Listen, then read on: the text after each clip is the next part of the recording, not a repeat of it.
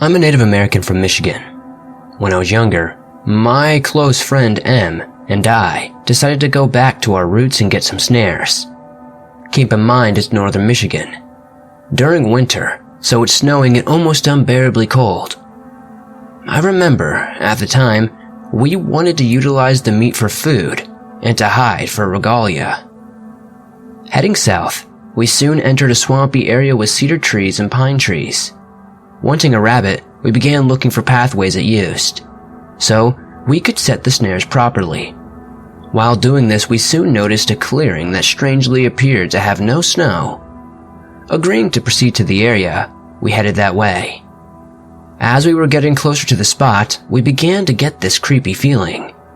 It was like something was off, but we couldn't place what.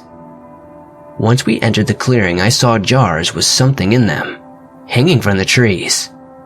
The freakiest part of this was that in the center of the tree in the middle was a doll. Its arms raised to the sky. The trees seemed to make a natural cove around the area, and because of the vibes I was getting, I didn't want to stay in this area much longer.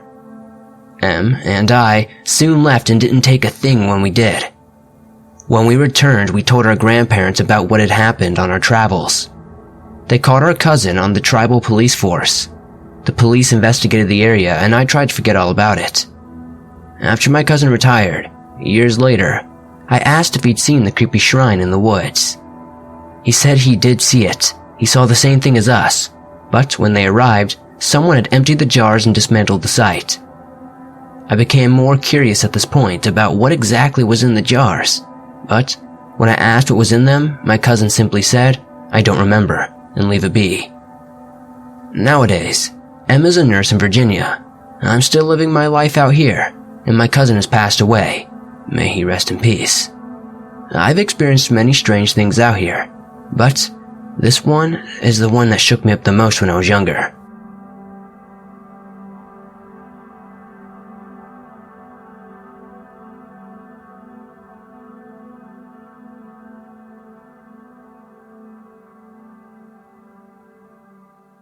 It was the fall of 2017, when my son and I decided to go camping on the mountain.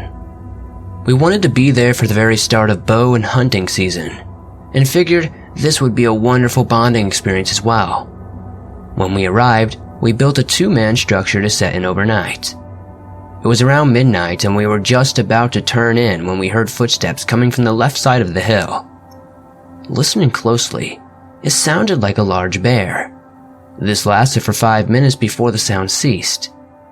An hour later, we were startled out of our sleep by something crashing through the underbrush. We both got up and began staring in the direction, curious of what it was. Saying nothing, we continued to watch as a light suddenly crested over the ridgetop. Slowly. My initial thought was, okay, someone is approaching our direction with a spotlight. This was when the light went out and then came back, but this time it was a different color. It went from white to blue and then went out again. I felt chills slowly roll down my spine, but being curious, we decided to get a better look at whatever was out there. As this thing moved through the trees and we followed, it gained speed suddenly and then suddenly vanished. After a half hour of gaining the nerve to investigate the spot we first saw it at, we found there were no footprints of any kind and not even a leaf seemed moved or disturbed. I wasn't sure what this was, but since our first experience, we've seen this a few times since. It was later I heard stories of lights in the woods, but prior to that night I speak of, I'd never seen them. I'm now a believer. If anybody has any idea of what these lights in the woods are, or what causes them, or what they could even be, I would love to see them in the comments.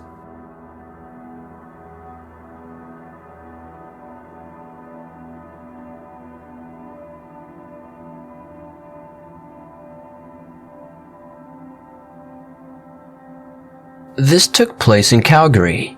It was about the middle of July 1995. My brother, sister, and I had just joined a canoe club. It was a small little shack by a flowing river, and all the other kids would go there to swim, jump off the bridge, pick different berries, and use the boats.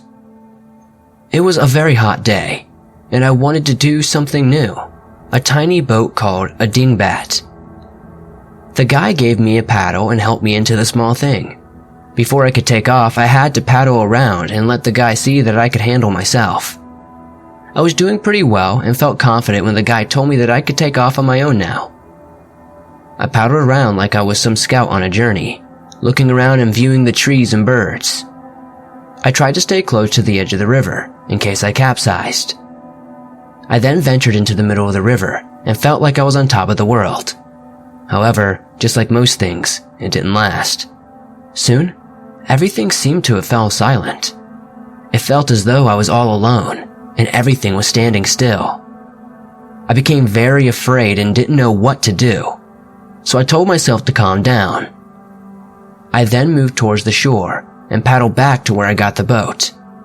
I'm not sure why exactly, but my boat suddenly flipped over. I was now underwater, but as hard as I tried, I could not get out. I then remembered that I should lean to one side and flip the boat back over. I attempted this, but it didn't do anything. I stopped moving and held my breath and concentrated on managing my breathing. I was very good at holding my breath, so good in fact that I could hold my breath for 2.5 minutes. The longer I held my breath, the more of a struggle it was to do so. Soon, everything was going black.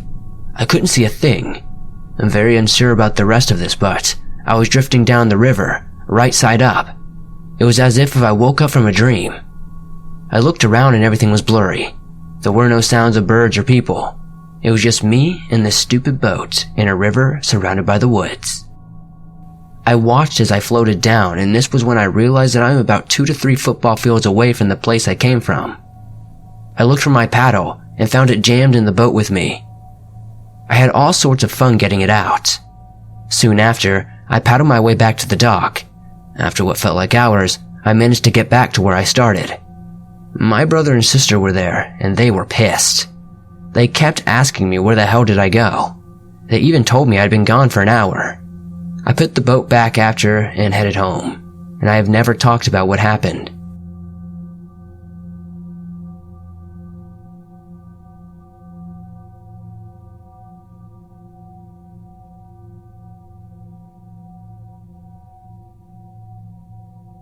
This happened in the summer of 2018 at a Boy Scout camp in Northeast Pennsylvania. I was a counselor there, and although this experience didn't happen to me, it was still pretty unsettling, to say the least. It was a Thursday night and the Boy Scouts were doing a ceremony for a group called the Order of the Arrow. I wasn't part of the OA, so every Thursday night I'd buy some chips and do some work in the staff lounge. Normally, I'd stay there until midnight. The Order of the Arrow ceremony ended around 10, and the other staff members who went there came into the staff lounge to relax. That said, one of the staff members, who I'll call Alex, left a lighter cover in the ceremonial site, which was about a 10-minute walk from the staff lounge. The lighter was needed by the chef for the next morning, so he headed back and he needed to go get it. I thought it best to get the lighter now, so I sent Alex with another staff member to get the lighter. After about 15 minutes, they came back, but something was odd. We saw them run into the room as fast as they could, and they seemed to be out of breath. They immediately told us they were being stalked by what they called a skinwalker. We asked them what happened, and they said they had got the lighter, but they kept hearing noises in the brush. They said they were met with the call of an owl right above them. They were pretty freaked out by the owl, but then they said they heard something running through the bushes near them. At that point, they just ran until they got back into the building. They also said the owl seemed to follow them around the whole time they were running. A few guys didn't believe them, but I looked at their faces and they seemed to have a genuine look of terror. You also need to keep in mind these guys are some of the most confident and charismatic people on our whole staff, so I didn't think they were lying. I'll never know for sure what those 2 guys experienced that night in the woods, but they never went near that site after dark for the rest of summer. Then again, would you?